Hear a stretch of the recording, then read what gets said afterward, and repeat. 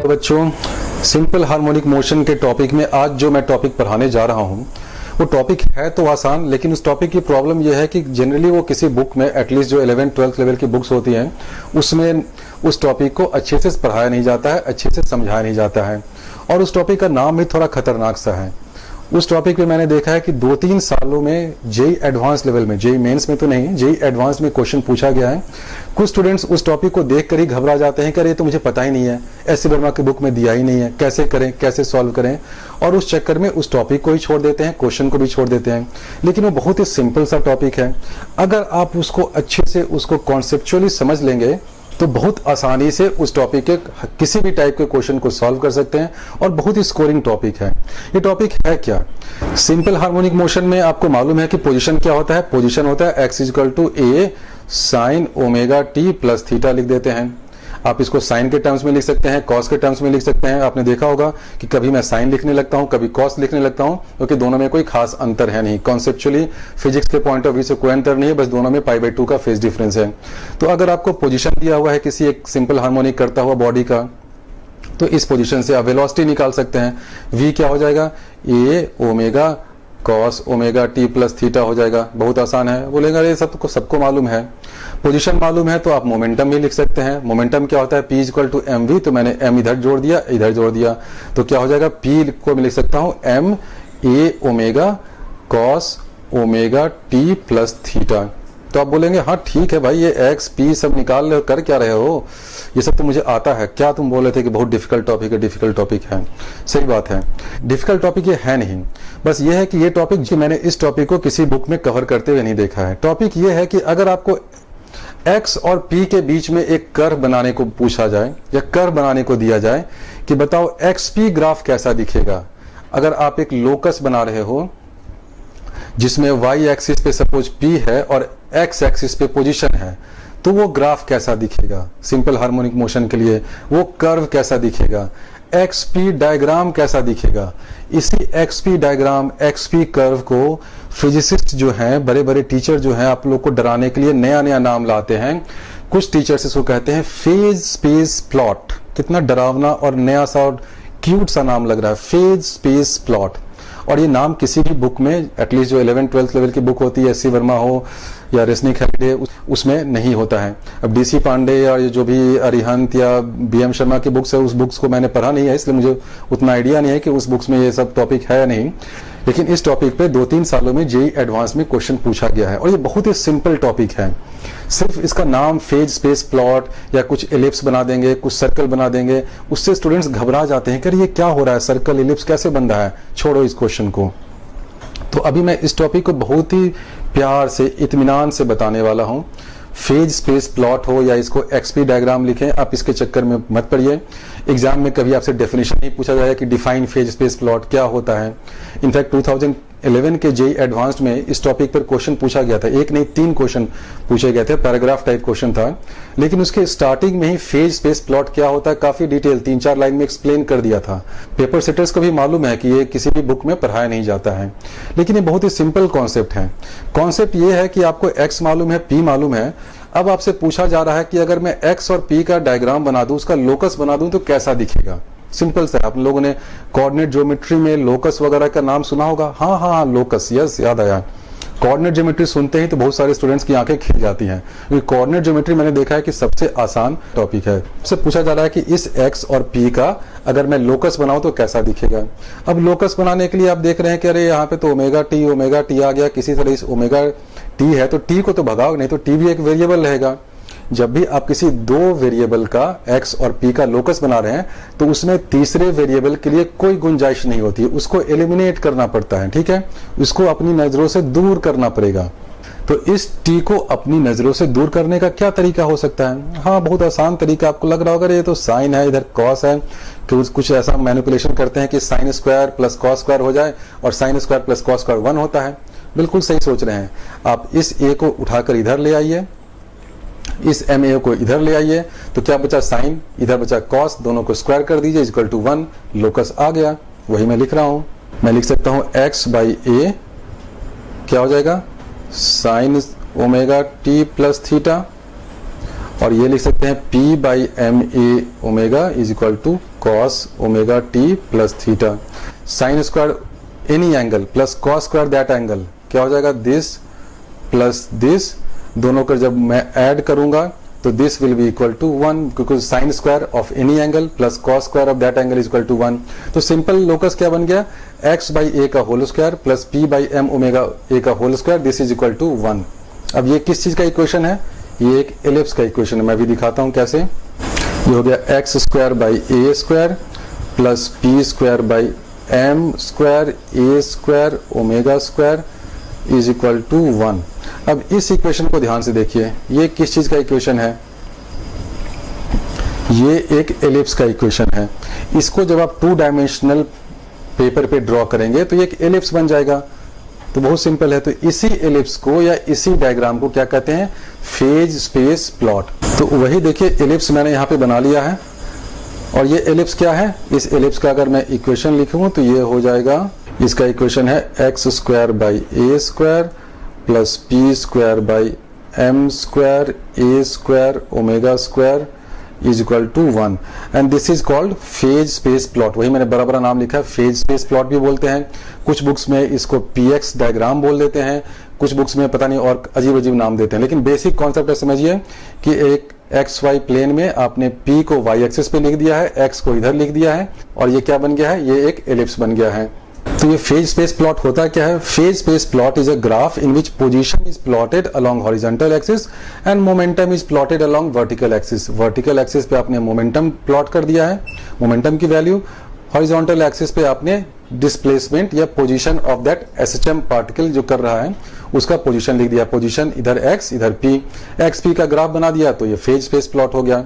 It is use for analysis of dynamical system. Dynamical system का मतलब वो system जो टाइम के साथ इवॉल्व कर रहा हो। यानी कि ये जो डायग्राम बना है, अब इस डायग्राम को थोड़ा सा एनालाइज करिए कि इसमें हो क्या रहा है। ये डायग्राम टाइम के साथ इसमें मोशन हो रहा है, लेकिन मोशन किस तरह का, फिर अभी आपको स्टूडेंट्स कंफ्यूज हो जाएंगे, अरे ये क्या, मैं तो एसएचएम से स्टार्ट किया था बनाना, एसएचएम में तो ऐसे ऐसे जिग जिग जिग जिग ऐसे होता है, अगर लीनियर एसएचएम हो रहा है तो टू एंड फ्रो मोशन होता रहेगा, ये इलिप्स कहां से आ गया। बिल्कुल सही सोचना आपका है, ये इलिप्स आया कहां से और ये इलिप्स है क्या। आप ये मत समझिए कि जो एसएचएम अब मेरा हो रहा है वो इलिप्स पे घूमने लगा, बिल्कुल मत सोचिए ऐसे, ठीक है।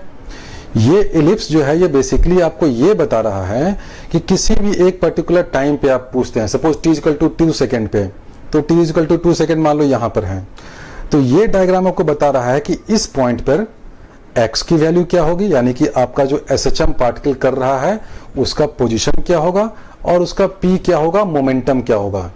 आपका पार्टिकल इस पर ऐसे ऐसे ऐसे ऐसे नहीं घूम रहा है, ठीक है। पार्टिकल कैसे घूम रहा है, पार्टिकल जो है देखिए इसी तरह से घूम रहा है। अगर ये लीनियर एसएचएम है तो इस तरह से घूम रहा है।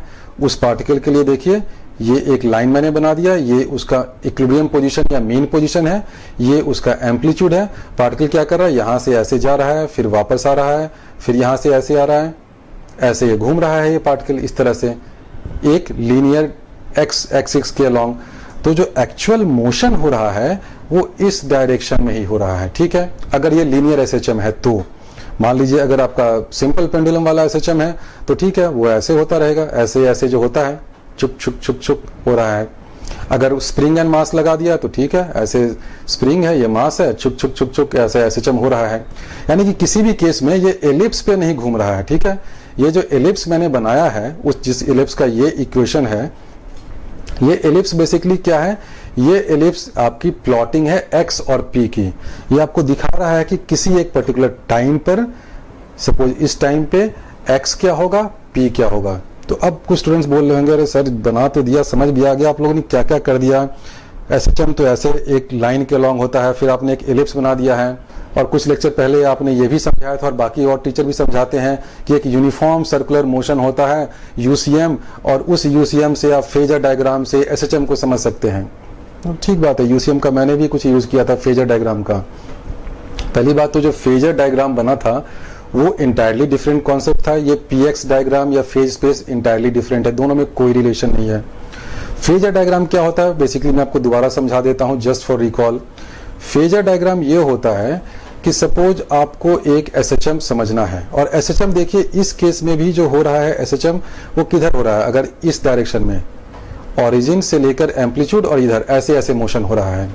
तो फेजर डायग्राम बेसिकली समझने के लिए क्या करते हैं कि सपोज आपने एक वेक्टर ले लिया और ये रोटेटिंग वेक्टर है, जिसी को रोटेटिंग वेक्टर को बोलते हैं फेजर, फेज प्लस वेक्टर मिलाकर, जो मैंने अपने पिछले लेक्चर में डिटेल में समझा था।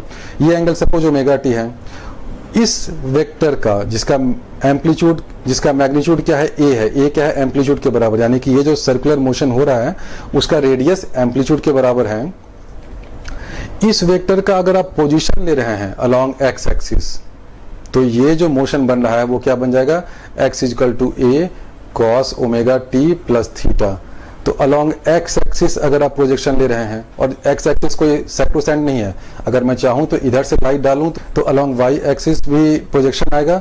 बेसिकली उस केस में क्या हो जाएगा, इक्वेशन जो हो जाएगा मेरा वो x equal to a sine omega t हो जाएगा। तो कॉस और साइन में कोई ज्यादा डिफरेंस है नहीं।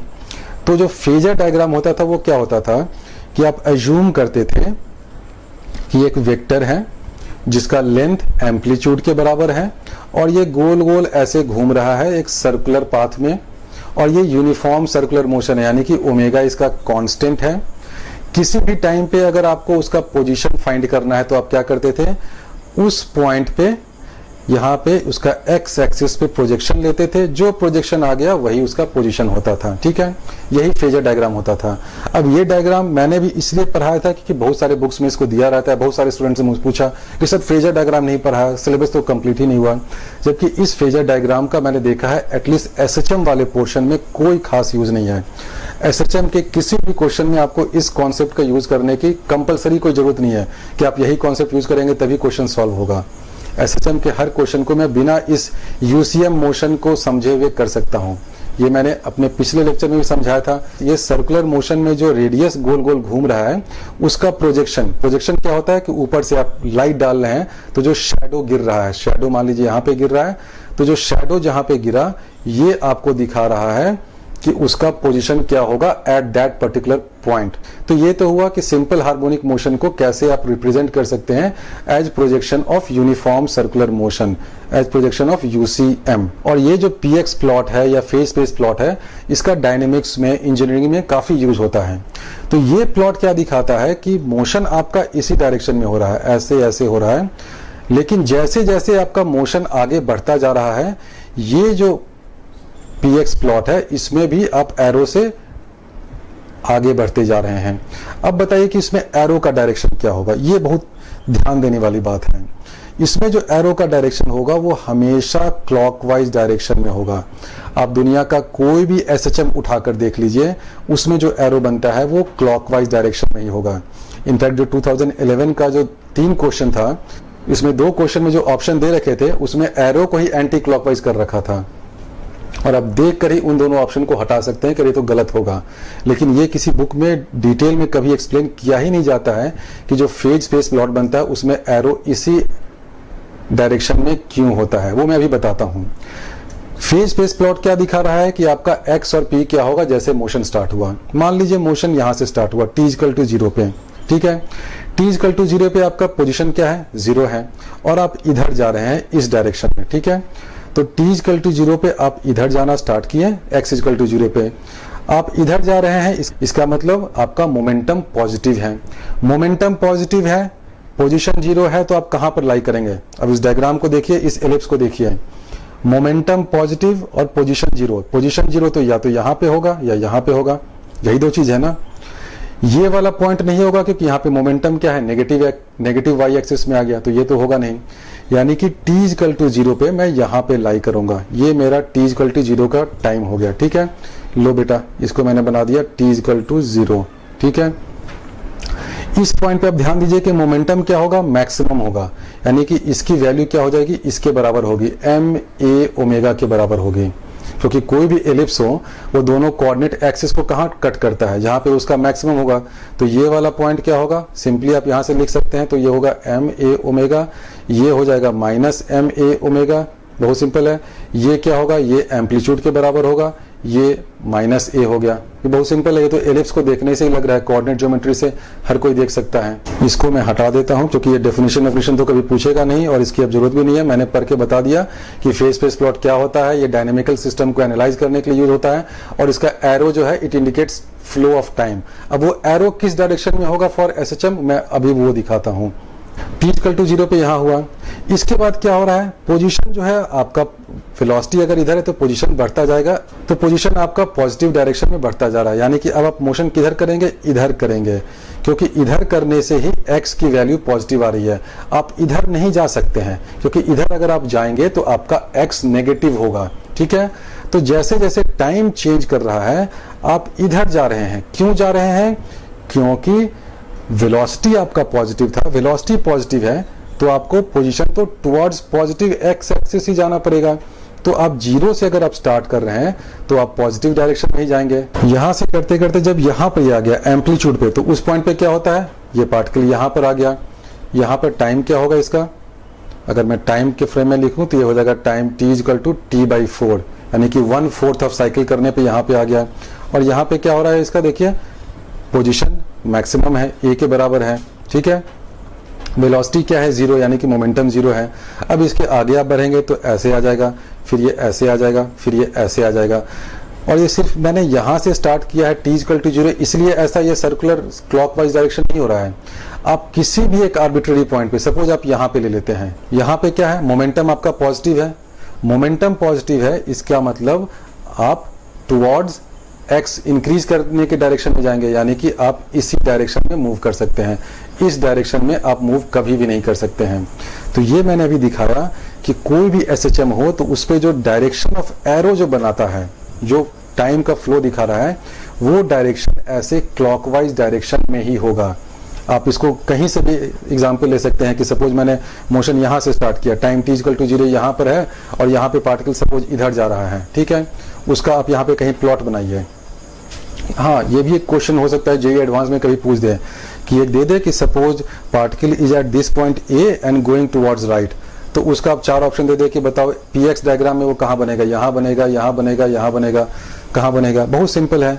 इस पॉइंट पे क्या है, देखिए इस पॉइंट पे x नेगेटिव है, यानी कि वो यहीं पर कहीं होगा।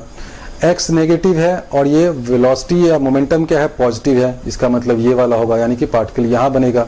बहुत सिंपल है, यहां बनेगा, ये टुवर्ड्स इंक्रीजिंग x जा रहा है, या इसका मतलब ये इस डायरेक्शन में जाएगा, यानी कि अभी भी ये क्लॉकवाइज डायरेक्शन में जा रहा है। तो ये आप अपने घर में जितना भी केस देख लीजिए एसएचएम का, हर केस में इसका जो डायरेक्शन ऑफ एरो होगा वो क्लॉकवाइज होगा। तो ये पहली चीज ध्यान दीजिए कि जो फेज स्पेस प्लॉट होता है उसमें जो ये डायरेक्शन ऑफ एरो है वो टाइम फ्लो को दिखाता है। ये डायरेक्शन ऑफ एरो जो है वो क्या होगा, वो क्लॉकवाइज डायरेक्शन में होगा। t=t/4 पे आप यहाँ पे आ गए, जब आप t=t/2 पे आ जाएंगे तो यहाँ जाएंगे, यहाँ क्या आ गया, आप घूमकर वापस ऐसे गए थे, वापस आप घूमकर ओरिजिन पे आ गए, तो ओरिजिन पे आ गया यानी कि x=0 आ गया। अब मोमेंटम क्या है आपका, नेगेटिव डायरेक्शन में है, इधर की ओर है तो देखिए नेगेटिव हो गया। फिर आप यहाँ से वापस जाएंगे तो इस पॉइंट पे आप कहाँ जाएंगे, t=3t/4 पे। फिर आप वापस यहाँ से आ जाएंगे तो आपका t=t ये हो गया, यानी कि आपने एक साइकिल कंप्लीट कर लिया। यानी कि पूरा एक साइकिल कंप्लीट करने में कितना टाइम लगा, जो टाइम पीरियड में लगेगा। यानी कि ये जो एलिप्स है उसमें पार्टिकल मोशन नहीं कर रहा है, एक्स और पी का जो लोकस है वो घूम रहा है, और वो ऐसे घूम रहा है कि एक टाइम पीरियड में एलिप्स का वो एक चक्कर लगा लेता है। अब ये सब टॉपिक थोड़ा कंफ्यूजिंग लग रहा होगा, लेकिन इसको अगर आप ध्यान से ठंडे मन से खुद देखें कि हो क्या रहा है। एक एलिप्स है, एलिप्स को मैंने बना दिया, कहाँ कहाँ ये एक्स एक्सिस और वर्टिकल एक्सिस को इंटरसेक्ट कर रहा है वो आप निकाल लें। किस टाइम पे वो कहाँ पे होगा, अगर यहाँ पे होगा तो एम्पलीट्यूड पे है, वेलोसिटी 0 है, यानी कि t=t/4 टाइम में हो गया। इस टाइम पे ओरिजिन पे है, इक्विलिब्रियम पोजीशन पे है, मोमेंटम नेगेटिव है, यानी कि t/2 पे हो गया। इस टाइम पे क्या हुआ, तो बहुत ही सिंपल इक्वेशन बनेगा। अब दूसरा इससे क्वेश्चन पूछा जा सकता है जो अभी पूछा नहीं गया है कि बताओ कौन सा केस होगा कि ये जो एलिप्स का इक्वेशन है ये एलिप्स नहीं बनकर एक सर्कल बन जाए। बहुत आसान सा क्वेश्चन है। एलिप्स सर्कल कब बन जाता है, जब उसका दोनों जो semi major axis, semi major और सेमी माइनर एक्सिस दोनों इक्वल हो जाए। इसका मतलब a² = m² a² ω² हो जाए। यानी कि एलिप्स अगर सर्कल बनेगा it means a square is equal to m square a square omega square. This implies a square को कैंसिल कर दें, it means m square omega square is equal to 1। अब ओमेगा स्क्वायर क्या होता है? Omega square होता है k by M, तो इसको आप लिख सकते हैं m square into k by m is equal to 1। इसका मतलब पूरे को मैं सिंप्लीफाई करके लिख दूं कि अगर कभी आपसे एग्जाम में पूछे कि बताओ ये जो एलिप्स है फेज स्पेस प्लॉट वाला वो सर्कल कब बनेगा, इसका मतलब k into m is equal to 1। तो आपको एक डायग्राम ऐसे ऐसे खट खट खट कुछ दे देगा, उसमें m की वैल्यू दे देगा, k की वैल्यू नहीं देगा, और बता देगा कि ये फेज स्पेस प्लॉट जो है वो सर्कल बन गया। तो आपको इस रिलेशन से निकालना पड़ेगा। क्यों? क्योंकि सर्कल बन रहा है, इसका मतलब ये और ये दोनों इक्वल है, इसका मतलब k into m is equal to 1। तो ये तो दूसरा क्वेश्चन कमिंग नेक्स्ट ईयर्स में कभी भी जेईई एडवांस में पूछा जा सकता है कि किस केस के लिए ये जो फेज स्पेस प्लॉट है वो एलिप्स नहीं बनकर सर्कल बन जाए। दूसरा इसमें एक एग्जांपल होता है कि ये तो हमने एक एलिप्स बनाया तो ऐसा बना। अगर सपोज एक बड़ा एलिप्स बना दें और वो सेम टाइम ले रहा है लेकिन ये एलिप्स बड़ा है, ठीक है, मैं एक बड़ा एलिप्स बना देता हूं। तो ये छोटा एलिप्स और बड़े एलिप्स में क्या अंतर है? जो एलिप्स बड़ा बन रहा है सिंपली आप देखिए उसकी एनर्जी ज्यादा है। अगर इस एलिप्स का एनर्जी E2 है तो E2 will be greater than E1। क्यों एनर्जी ज्यादा है? क्योंकि इसका एम्पलीट्यूड ज्यादा है। एम्पलीट्यूड क्या है? जिस पॉइंट पर ये इंटरसेक्ट कर रहा है एक्स एक्सिस को। तो ये जो ग्रीन से मैंने फेज स्पेस प्लॉट बनाया उसका एम्पलीट्यूड ज्यादा है, इसलिए उसका एनर्जी ज्यादा होगा। अंदर में जो ब्लू वाला है उसकी एनर्जी कम होगी। इस रिलेशन का भी यूज करके मैंने देखा है, एक साल एक क्वेश्चन पूछा है, आई थिंक 2015 में पूछा है। दो फेज स्पेस प्लॉट बना दिया है और दोनों के एनर्जी में रिलेशन फाइंड करने को पूछा है। इसका एनर्जी क्यों ज्यादा होगा? क्योंकि ये बड़ा है। आप इसको ऐसे भी देख लीजिए कि इसका मोमेंटम भी ज्यादा होगा, क्योंकि मोमेंटम वाला जो एक्सिस है उस पर भी ये ज्यादा दूरी पे कट कर रहा है। इसका मतलब E2 will be greater than E1। तो इस फेज स्पेस प्लॉट में दो तीन तरह के क्वेश्चन पूछे जा सकते हैं। आपको दो फेज स्पेस प्लॉट बना देगा, बोलेगा दोनों के एनर्जी में क्या रिलेशन है, दोनों के ओमेगा में क्या रिलेशन है। एक आपको फिजिकल सेटिंग दे देगा जैसा 2011 में दिया है कि एक डैम्प्ड ऑसिलेशन हो रहा है, उसमें बताओ कैसा फेज स्पेस प्लॉट बनेगा। लेकिन इस बात का आप हमेशा ध्यान रखिए कि हर पीएक्स डायग्राम में या फेज स्पेस प्लॉट में ये जो एरो बनता है ये क्लॉकवाइज डायरेक्शन में ही होता है। अब तक मैंने अभी कोई ऐसा डायग्राम नहीं देखा है जिसमें ये एंटी क्लॉकवाइज डायरेक्शन में हो। इनफैक्ट कोई भी एसएचएम हो रहा है उसमें तो ये हो ही नहीं सकता है। अभी मैंने डिटेल में एक्सप्लेन किया। तो अगर आपको 4 ऑप्शन दे रखे हैं तो आप ये डायरेक्शन ऑफ एरो देखकर ही 2 ऑप्शन को हटा सकते हैं, एलिमिनेट कर सकते हैं। तो अब मैं इसी टॉपिक पे 2011 का और 2015 का जेईई एडवांस का जो 2 क्वेश्चन है उसको सॉल्व करूंगा, ताकि ये जो कॉन्सेप्ट है फेज स्पेस प्लॉट का ये आपको और ज्यादा क्लियर हो जाए। तो हो गया पीएक्स डायग्राम या फेज स्पेस प्लॉट। और ये जो इलिप्टिकल कर्व आता है ये कहां से आता है? ये आता है इस इक्वेशन से, x square by a square plus p square by m square a square omega square is equal to 1। ये एक एलिप्स का इक्वेशन है। इसी इक्वेशन को आप दूसरे तरीके से भी लिख सकते हैं। अभी मैंने क्या लिखा? एक्स और पी का एक ग्राफ बनाया कि पी वर्टिकल एक्सिस पे है, एक्स हॉरिजॉन्टल एक्सिस पे है। अब ये एक्स स्क्वायर और ए स्क्वायर और पी स्क्वायर और ए स्क्वायर ओमेगा स्क्वायर दे रखा है, तो इसको अगर मैं दूसरे तरीके से रिप्रेजेंट करूं कि सपोज इसको मैं पोटेंशियल एनर्जी के फॉर्म में लिख दूं और इसको काइनेटिक एनर्जी के फॉर्म में लिख दूं, तो देखते हैं किस तरह का रिलेशन बनता है। तो ये हो जाएगा एक्स स्क्वायर ऊपर में है तो ऊपर में आप हाफ के एक्स स्क्वायर से मल्टीप्लाई कर दें और नीचे में लिख दें हाफ के ए स्क्वायर। ये हो सकता है बिल्कुल। फर्स्ट टर्म को मैंने क्या किया, ऊपर और नीचे दोनों को हाफ के और हाफ के से मल्टीप्लाई किया। प्लस सेकेंड टर्म को भी मैं पी स्क्वायर बाई 2m ऊपर लिख देता हूं। नीचे में ये देखिए क्या है, M square a square omega square. A into omega क्या होता है? Maximum velocity of that particle which is doing SHM. तो इस पूरे को अगर मैं ऐसे लिखूं M square a square omega square, ये तो रहेगा ही, क्योंकि मैंने ऊपर में 2m किया है तो नीचे 2m कर देता हूं। This is equal to 1। बिल्कुल सही है। ऊपर वाले रिलेशन और नीचे वाले रिलेशन में कोई डिफरेंस नहीं है। सिर्फ मैंने क्या किया कि फर्स्ट टर्म में हाफ के से ऊपर मल्टीप्लाई किया तो हाफ के से नीचे भी मल्टीप्लाई किया। इस वाले सेकेंड टर्म में मैंने क्या किया, 2m से डिवाइड किया तो यहाँ भी 2m से डिवाइड किया। लेकिन इससे फायदा क्या हो रहा है? ये देखिए हाफ के एक्स स्क्वायर क्या है? This is potential energy at any point. किसी भी पॉइंट पे जहां पे उसका पोजीशन x हो तो पोटेंशियल एनर्जी क्या होता है? ये हो जाता है हाफ के एक्स स्क्वायर। तो इसको मैं लिख सकता हूं, u at that point divided by ये क्या है, half K A square. This is the maximum possible potential energy. और वो मैक्सिमम कब होता है, जब वो अपने एम्पलीट्यूड पे होता है। तो ये क्या है, नीचे वाला जो डिनोमिनेटर टर्म है, this is U maximum, potential energy maximum. इसको मैं चलो ऐसे लिख देता हूं, U by U m plus ये क्या है, P square by 2m। P क्या है, पी है मोमेंटम एट एनी पोजिशन। तो पी स्क्वायर बाई 2m क्या होता है, ये काइनेटिक एनर्जी का फॉर्मूला है। सभी लोग जानते होंगे कि काइनेटिक एनर्जी को हम लोग पी स्क्वायर बाई 2m के टर्म्स में भी लिखते हैं। तो ऊपर में क्या है, kinetic energy at any point, ठीक है। तो इसको मैं लिख सकता हूं ऊपर में k। अब नीचे वाला क्या है, देखिए m square a square omega square by 2m। ये क्या हो गया, ए स्क्वायर ओमेगा स्क्वायर है मैक्सिमम वेलोसिटी, उसका स्क्वायर। ये क्या है, मास, यानी कि ये मैक्सिमम मोमेंटम का स्क्वायर। यानी कि ये नीचे वाला जो टर्म है ये क्या है, मैक्सिमम काइनेटिक एनर्जी। और ये मैक्सिमम काइनेटिक एनर्जी कहाँ होता है, जब वो पार्टिकल अपने इक्विलिब्रियम पोजीशन पे हो, वहां पे उसका काइनेटिक एनर्जी मैक्सिमम होता है। तो ये मैक्सिमम काइनेटिक एनर्जी का ये वाला टर्म हो गया। तो इसको मैं लिख सकता हूं k divided by km is equal to 1। तो अब देखो प्यारे बच्चों, कितना सुंदर सा एक इक्वेशन बन गया पोटेंशियल एनर्जी और काइनेटिक एनर्जी में। और इस कर्व को, इस ग्राफ को अगर आप यूके डायग्राम में बनाएंगे, यूके मतलब इंग्लैंड वाला यूके नहीं, एक मैं एक्स एक्सिस लूंगा, वाई एक्सिस लूंगा, ऊपर में सपोज यू बना देता हूं, वर्टिकल एक्सिस में, हॉरिजॉन्टल एक्सिस में के लिखता हूं, तो ये क्या बनेगा, ये एक स्ट्रेट लाइन बनेगा। तो अगर आप 2 डायमेंशनल में यू और के का डायग्राम बनाएं, आज तक कभी किसी एग्जाम में इस टॉपिक पे कोई क्वेश्चन नहीं पूछा गया है, लेकिन फ्यूचर में जेईई एडवांस वाले पूछ सकते हैं कि सपोज यू और के में अगर एक डायग्राम बन रहा है एसएचएम में, तो वो कैसा कर्व होगा। आपको 4 ऑप्शन दे दिया जाएगा, एक ये डाउनवर्ड स्लोपिंग लाइन होगा, एक अपवर्ड स्लोपिंग हो जाएगा, एक इधर कुछ होगा, 2-3 ऑप्शन, कुछ भी आपको डमी ऑप्शन दे सकता है। करेक्ट ऑप्शन क्या होगा, वो इस तरह का लाइन बनेगा। इसमें यू मान लेते हैं कि सपोज वर्टिकल एक्सिस पे है, के जो है हॉरिजॉन्टल एक्सिस पे है, तो ये एक स्ट्रेट लाइन बनेगा। ये पॉइंट जहां पे इंटरसेक्ट कर रहा है, ये क्या होगा, U m, maximum potential energy.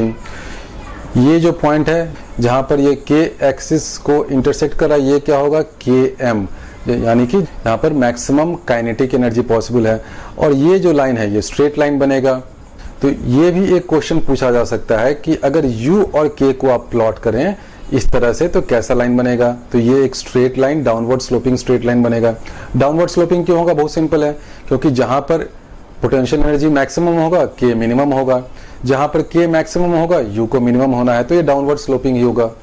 दूसरा, कभी क्वेश्चन में आपसे ये पूछ सकता है कि बताओ इस लाइन का स्लोप क्या होगा, तो आप ये um बाई km का कुछ मैक्सिमम का फॉर्मूला निकाल लेंगे, तो उससे आपको स्लोप आ जाएगा। और भी कई तरह के क्वेश्चन इस ग्राफ से पूछे जा सकते हैं। कॉन्सेप्ट बहुत सिंपल है। कहां से ये कॉन्सेप्ट आया, ये मैंने x का फॉर्मूला लिखा, p का फॉर्मूला लिखा, उसी x और p को मैंने पोटेंशियल एनर्जी और काइनेटिक एनर्जी के टर्म्स में लिख दिया, तो ये एक डाउनवर्ड स्लोपिंग स्ट्रेट लाइन बन गया।